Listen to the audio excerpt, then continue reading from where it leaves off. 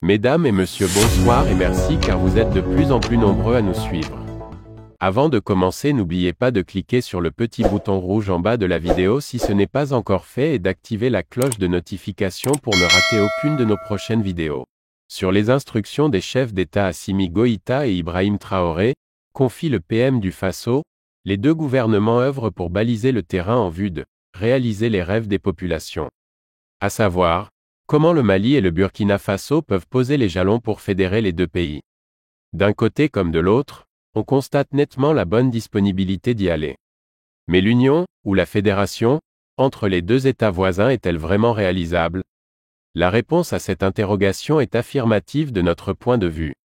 Le 21 février 2023, les premiers ministres Apollinaire Joachimson Kielem de Tambela et Choguel Kokala Maïga ont co-présidé un conseil des ministres conjoints Mali-Burkina Faso. À cette occasion, les deux États ont abordé des questions d'intérêt commun comme les questions sécuritaires, la lutte contre le terrorisme, les questions humanitaires et les questions internationales. L'idée de fédération au niveau étatique comme celui des peuples est plus que jamais présente. Convaincu de sa réalisation, le PM du Faso va jusqu'à déclarer: les deux peuples sont déjà fédérés, ce sont les artifices administratifs et politiques qui les séparent. Pour celui qui n'ignore pas que le Mali et le Burkina Faso partagent plus d'1 millier de km de frontières, cette affirmation est loin d'être un slogan creux, encore moins de la communication politique. C'est bien une réalité, les populations transfrontalières des deux pays partageant tout depuis des siècles, même communauté ethnique, linguistique, culturelle et historique. Dans leurs faits et gestes quotidiens, ils ignorent les frontières artificielles, héritées du colonisateur. Que reste-t-il donc pour formaliser l'union, ou la fédération, entre les deux États? Les populations transfrontalières du Mali et du Faso ont en réalité une même communauté de destin.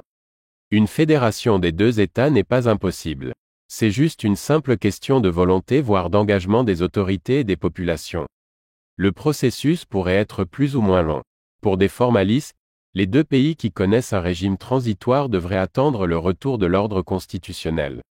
Ainsi, de l'avis du constitutionnaliste burkinabé Wilfried Zoundi, les deux pays devront d'abord procéder à la modification de leur constitution après avoir préalablement mis sur pied une commission d'experts, laquelle travaillerait sur les questions techniques avant d'organiser des référendums.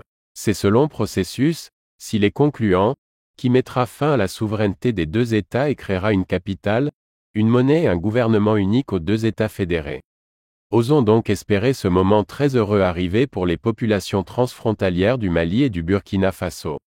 C'est déjà la fin de ce flash d'information, donnez-nous vos impressions en commentaire, et abonnez-vous pour ne rater aucune de nos prochaines vidéos.